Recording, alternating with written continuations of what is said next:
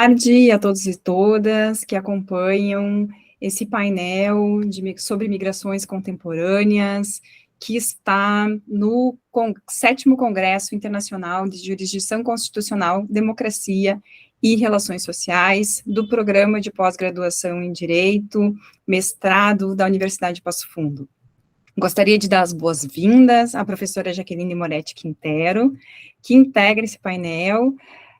A professora Jaqueline possui graduação em Direito e em Administração pela Universidade do Vale do Itajaí, a Univale, é mestre em Ciência Jurídica pela Univale, possui o doutorado em Ciência Jurídica pela Univale, com dupla titulação pela Universidade del Studi di Perugia, e isso com o apoio também do programa de pós-graduação de sanduíche no exterior e da coordenação da CAPES, Bolsa CAPES, e é docente do curso de Direito da Univale, professora que estuda, pesquisa migrações transnacionais. Professora Jaqueline, quero dizer que é uma alegria recebê-la nesta casa, e lhe passo a palavra para a gente dialogar um pouco essa tarde sobre migrações contemporâneas.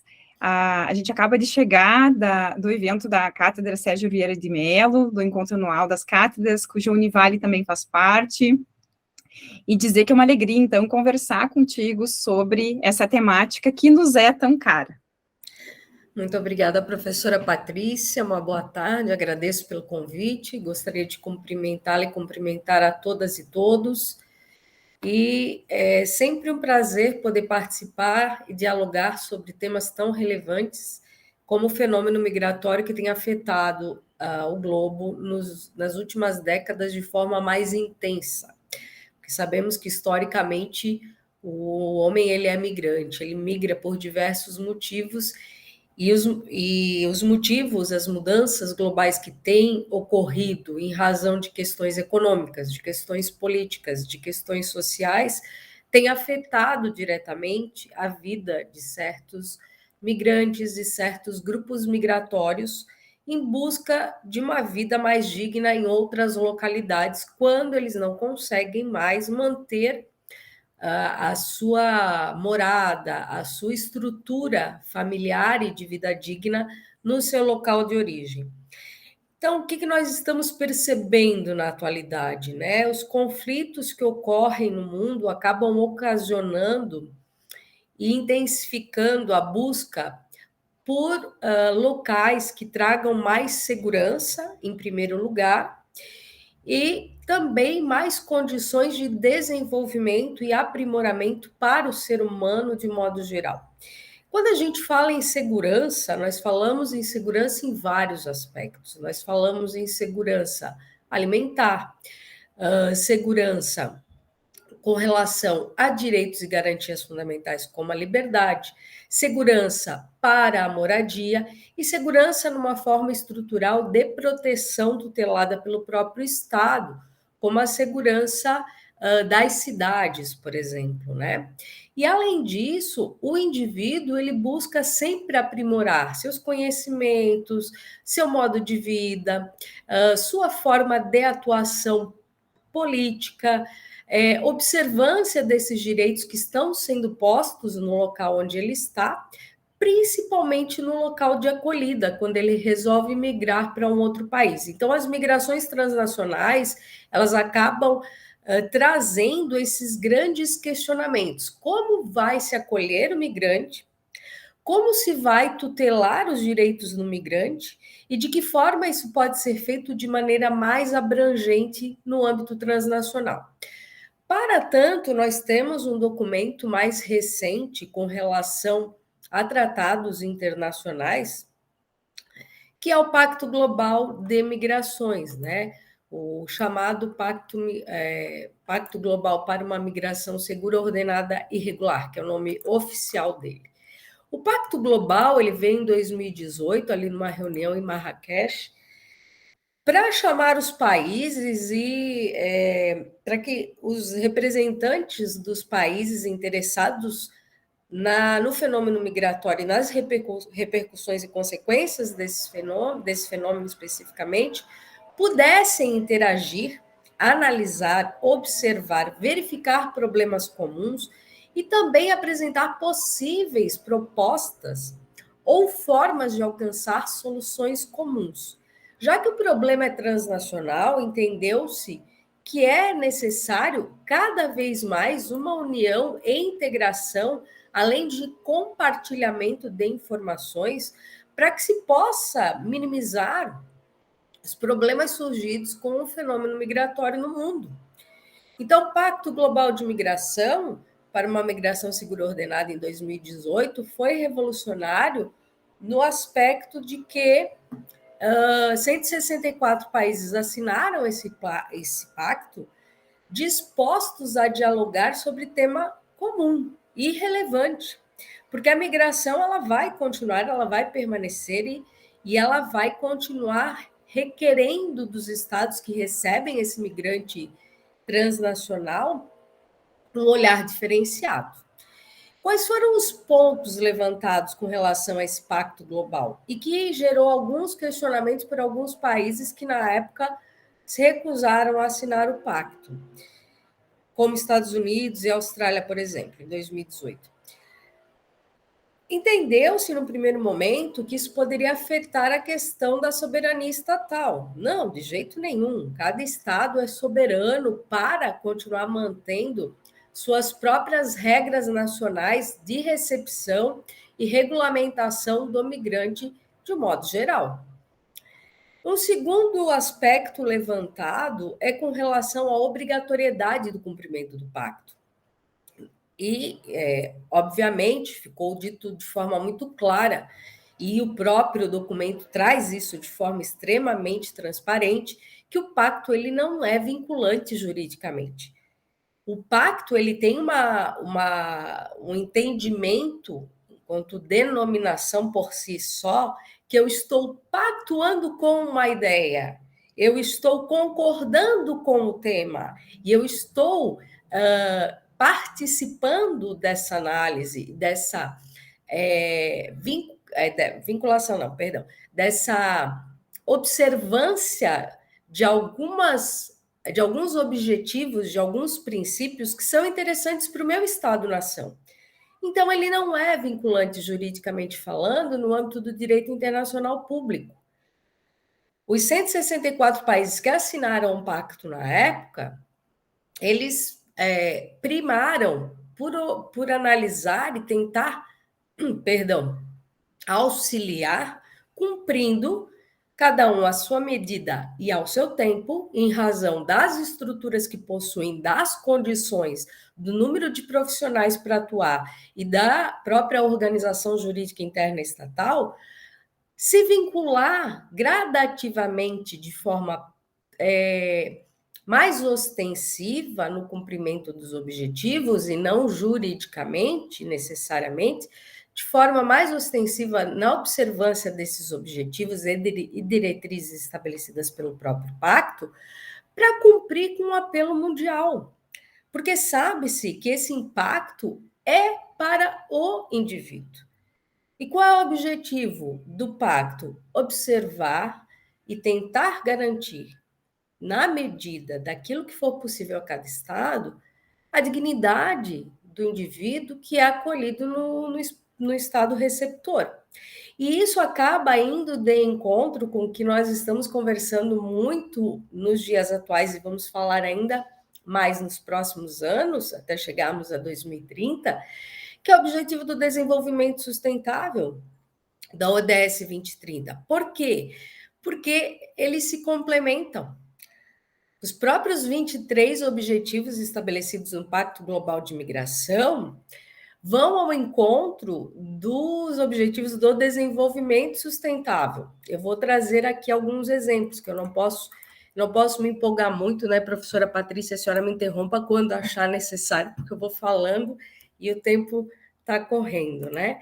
Mas só para trazer assim, algumas vinculações necessárias, importantes a serem abordadas, correlatas ao Pacto Global e à Agenda 2030, por exemplo, nós temos a questão do tráfico de pessoas dentro do ODS 5, que é a igualdade de gênero. Por quê? Porque quando se fala em igualdade de gênero, nós temos que estabelecer algumas regras de igualdade entre homens e mulheres primordiais com relação ao trabalho, com relação à inclusão social.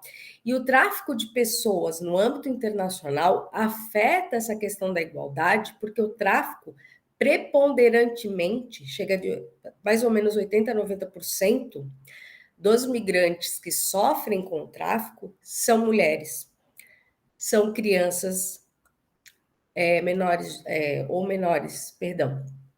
adolescentes menores de 14 anos ou crianças que são meninas. E esse tráfico é feito com relação ao tráfico para a prostituição, para realizar tráfico de órgãos, para a realização de trabalho escravo. Então, é necessário apontar e analisar que há uma especificidade de gênero prioritária que os traficantes acabam identificando com relação à mulher, principalmente com relação à escravização sexual, com relação a meninas, com relação a mulheres. Então, isso tem que ser analisado, discutido e observado, porque há todo um poder de argumentação dos traficantes, um poder de sedução que os traficantes realizam com relação a essas meninas, por exemplo, para a qual elas não estão em absoluto preparadas para absorver aquelas informações e acabam sendo induzidas de maneira muito fácil, porque recebem um convite para ter uma vida melhor, uma vida de luxo, que não vai de fato acontecer, e saem de uma miséria para outra. Essa é uma das questões abordadas ali na vinculação do Pacto de Migração e da Agenda 2030. Uma outra questão relevante que a gente tem que especificar também com relação ao objetivo 17 da Agenda 2030, parcerias e meios de implementação com relação a políticas públicas, envolvimento da sociedade civil e detalhamento de dados, inclusive no status migratório. No Pacto de Migração, nós temos o objetivo número 1, que é coletar e usar dados precisos e desagregados para formular políticas baseadas em evidências. Qual é a importância da coleta, análise e disseminação desses dados que têm que ser precisos, que têm que ser confiáveis e que devem ser comparáveis? A importância está justamente no ajuste e adequação de políticas públicas voltadas não só para o migrante, mas para a sociedade em geral que está recepcionando esse migrante, porque o migrante que é acolhido em determinado país, ele precisa se inserir no mercado de trabalho, ele precisa que o seu filho estude, ele precisa ter acesso à saúde adequada. Então, as políticas públicas, elas vão englobar um número de ações profissionais e atuação voltada para a saúde, educação e trabalho, por exemplo, que vão envolver, obviamente, as pessoas que já vivem naquelas cidades, naqueles estados e naquele país, e a recepção desses migrantes, que às vezes são, em grande número, milhares de migrantes que se inserem em determinada localidade. Por que eu reforço a questão das políticas públicas em cidades, estados e países? Porque nós podemos ter políticas públicas em âmbito nacional que vão ter que ser pormenorizadas, vão ter que ser adequadas para cada região, para cada estado do país, e o mais importante, a política pública ela é feita efetivamente no âmbito municipal. Sem a participação do município de forma mais efetiva, essa política pública ela não consegue avançar como deveria. Porque uma coisa é você estipular, elaborar e organizar uma política pública voltada para a saúde, para a educação, por exemplo, no âmbito nacional, mas quando você vai aplicar, cada município tem uma especificidade. Tem um número de postos de atendimento de saúde X e vai verificar se vai ter que ampliar. ter um número X de leito para atendimento, ter um número X de ambulância, ter um número X de vaga na escola, ter um número X de escolas de professores. E se há necessidade de melhorar, de ampliar, de construir, de investir para recursos de aprimoramento, é o município que vai poder trazer esses dados de forma mais consistente para negociar com o governo do estado, com o governo federal e verificar a implementação disso tudo. Então, não adianta fazer planos robustos em âmbito nacional se a gente não consegue cumprir no local. E só para finalizar, professor, acho que o meu tempo já está se esgotando, né? Um dos pontos importantes para a Agenda 2030 também, que é o objetivo 1, a erradicação da pobreza, e no nosso Pacto Global, esse objetivo ele vem voltado, mais vinculado, né, com o objetivo 2, minimizar fatores adversos estruturais que forçam as pessoas a deixar seus países de origem, e esse objetivo 2 do Pacto Global de Migração, ele é muito importante, por quê? Porque ele reforça a questão de o migrante que vier, nós temos que buscar alternativas de acolhimento e de recepção, para que os direitos dele sejam observados e garantidos acima de tudo. Mas nós temos que olhar a origem. Por que esse migrante está deixando o país dele?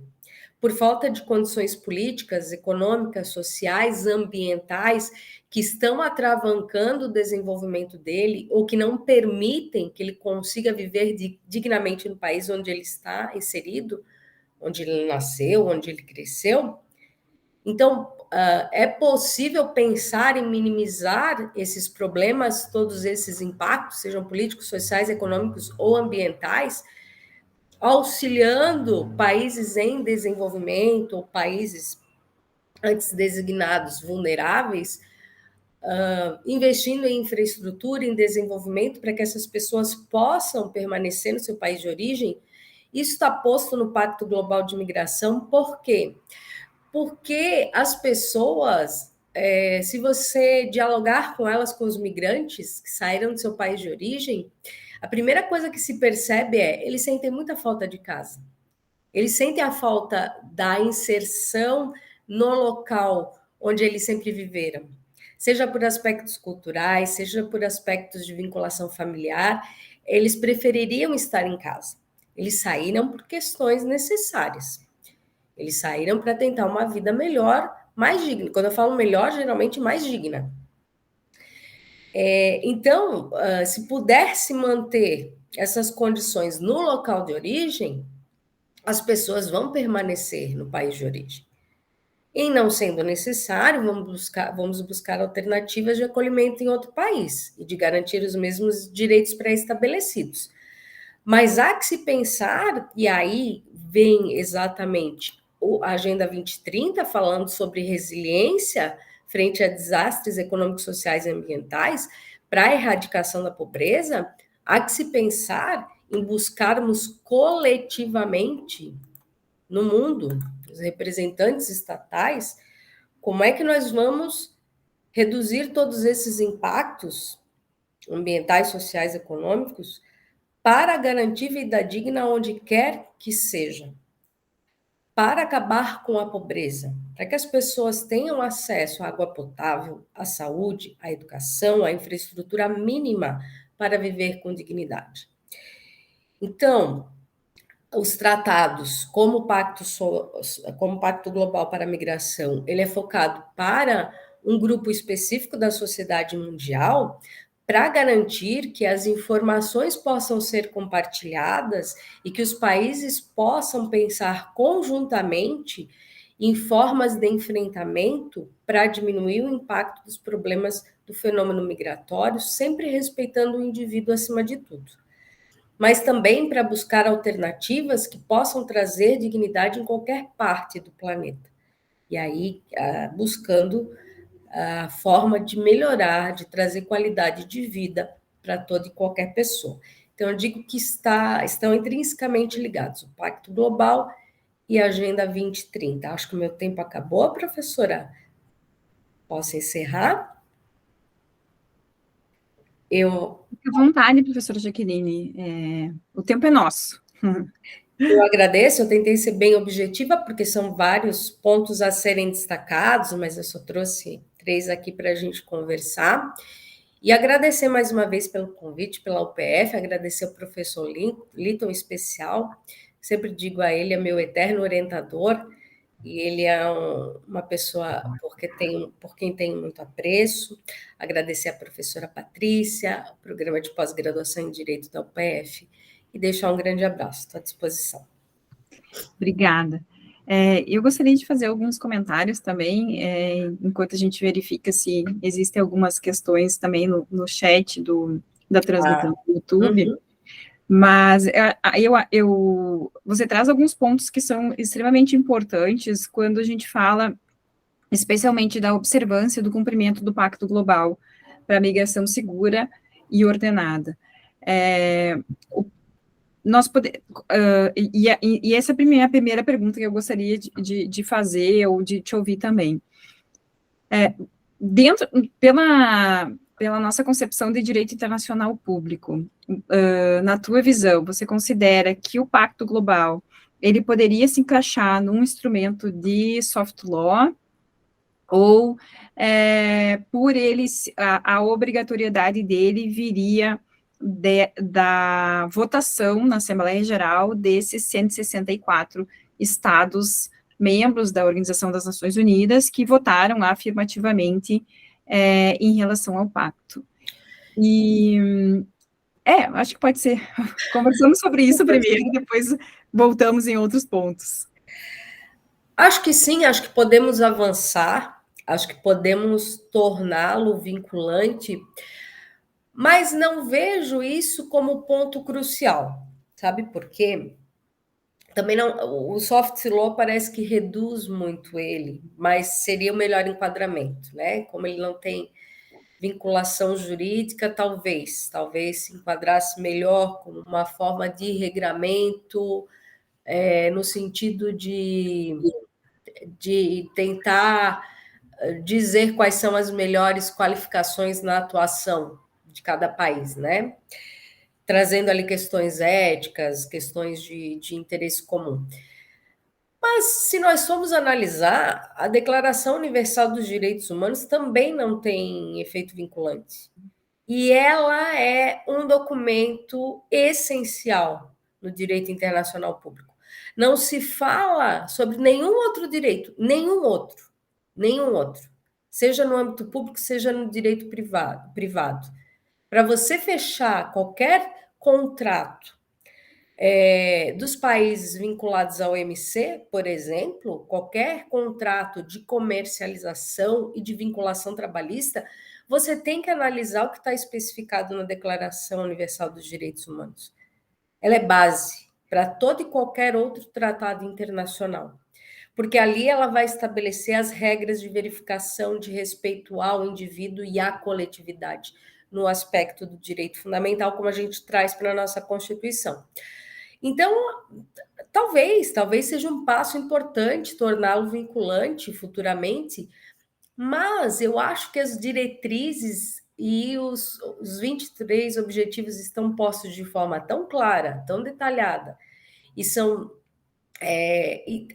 assim, é muito interessante para os países que assinaram, que concordaram com os termos, atuar dentro daqueles objetivos, porque vai facilitar a vida deles também, que eu acho que o fato de querer participar, de assumir essa responsabilidade e saber da relevância dessa integração internacional para buscar soluções conjuntas, já se sobressai. Eu acho que seria mais ou menos isso. Mas os avanços virão, com certeza. É uma necessidade pungente, não de imediato, mas virão nas próximas décadas. Não, concordo totalmente também. E também penso, né, que basta a votação também, ou a concordância do texto dentro de um órgão tão importante que é a Assembleia Geral, para torná-lo como a professora Cláudia Lima Marques gosta muito dessa expressão, uma guideline, né, ou seja, uma diretriz né, a ser seguida por todos os estados, e especialmente quando se conecta com a Agenda 2030, onde a gente consegue linkar os objetivos do pacto com os objetivos, com os ODS, com os 17 ODS previstos na Agenda 2030. Essa vinculação acho que é muito especial, professora Jaqueline, que você traz. Bom, gostaria de lhe agradecer, então, pela possibilidade de estar conosco aqui, nesse painel especial para migrações contemporâneas, e dizer, né, que foi uma grande alegria para a Universidade de Passo Fundo lhe receber, e continuamos aqui, então, com outros painéis e outras palestras também, durante o congresso, hoje à noite, amanhã de manhã, amanhã à tarde temos os GTs, e amanhã à noite também. Uma boa tarde a todos e todas, uma boa tarde, professora Jaqueline, se quiser fazer as suas últimas considerações, fica à vontade. Só tenho a agradecer, Patrícia, obrigada aí pela companhia, pela parceria, obrigada ao PF mais uma vez, e um grande abraço a todas e todas. Obrigada.